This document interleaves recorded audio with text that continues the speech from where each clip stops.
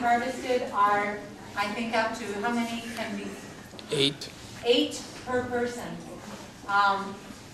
George Marcello is, he has received a liver twice. He is alive and he is here today because someone else decided that they would give the organ they no longer need. So really, this is why we have invited you as senior students, because you are our future. You have the organs that can be used. You will be the future for organ donating, especially in Canada. At this point, I would like to invite George. Do you have anything you would like to add? Well, if the mayor would like to say a few words, because he's got a busy schedule as well. And I agree. First, hello, my name is Randy. I'm the mayor of the community. You're probably sitting there wondering, why is the mayor talking about organ donors? Let me first tell you that I served in the Ontario legislature when I was 30 years old. And organ donation was still a major issue back then as it is today. But what's changed in our society today is more people are looking at alternative burial processes.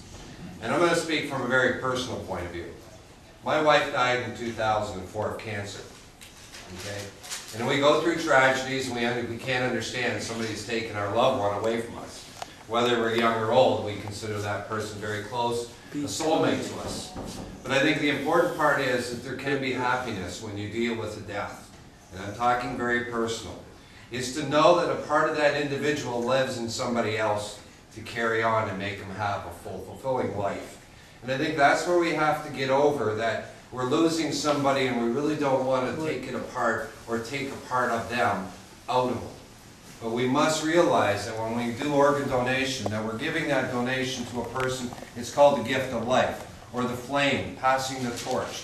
Passing the torch is somebody that was inside of them onto somebody else to flourish and to shine in our society. And I think that is the important part of the message we're going to talk about. Look today on TV. Now today we see about heart donations, liver donations. All those donations are being televised now in actual drama shows in today's TV. If you asked me that in 1990, that wasn't talked about. But today we're talking about alternative burial processes. People are looking at, instead of being in the traditional way, being buried in the ground, they look for other alternatives.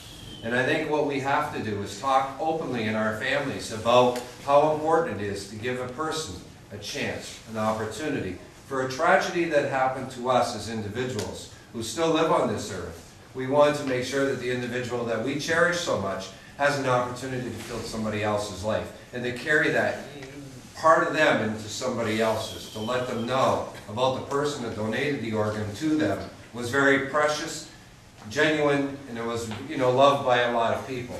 And I think that's why I'm here today is to support the issue of organ donations, but also to understand what the flame really means. Others will have their definition. It's a replica of the torch of the Olympics and all that good stuff. But what it is about, if you actually take Aboriginals' history, you will understand that the Aboriginal communities, the flame is a very significant part of life. The life that goes in this flame will be life that you will cherish to other individuals if a tragedy happens. So seriously, talk about the issue with your parents. Talk about the issue openly. And have your parents talk to you if they're believing in it. What would happen to them if something happened to your parents?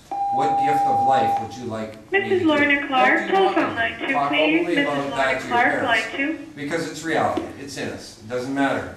Death doesn't have an age restriction. Death will hit us all. So I'm just telling you as a person who has experienced this, losing a wife, losing a very close soulmate, identifying that yes, there is tragedy, but yet there is life after that tragedy, and supporting the life thereafter. So I'm encouraging you to talk about it, and I say to the students who carry the torch, great, it's a great opportunity. Let's hope that this torch doesn't get mixed up with the other torch, because this one is very significant about passing the flame of life on to others. So consider it. If you're looking at driver's license, make that personal choice and feel it and make a determination that may help some others. And thank you for being a part of this afternoon's assembly.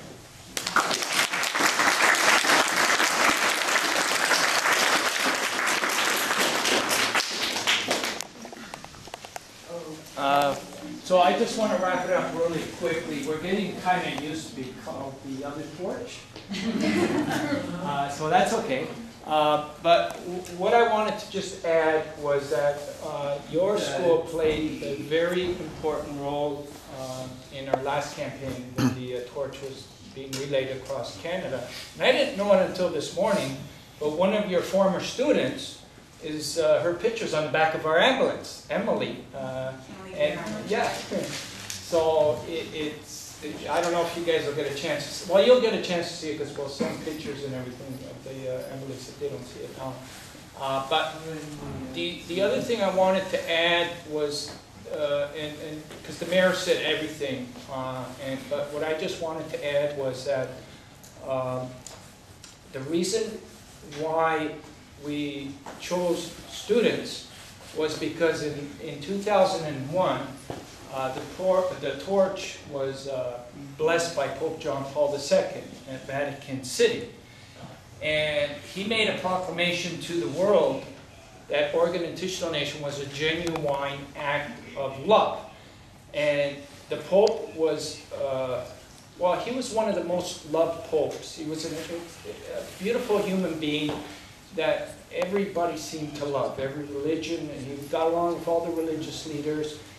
And so there was something else that he said that was really important. He said, pass the torch to the students, for they shall be the voice for organ and tissue donations. And it sounded like marching orders, because that's what we did. Since he said that, we have passed it to students. And collectively, what we're hoping, as this torch is going through 300 cities in 36 countries, that collectively students will be able to have one big voice of passion to the world, saying that, look, we care about this issue, and we're urging once again everybody in the world to become organ and tissue donations.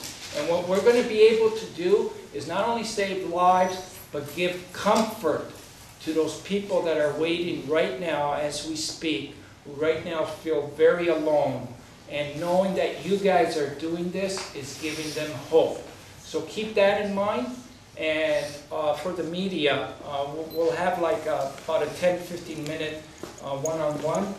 Kuzma, sorry, is the spokesperson for the students. And the mayor can hang around for 10 more, 15 more minutes, and we'll be around. And then we'll light the torch. At what time is it now, Mayor?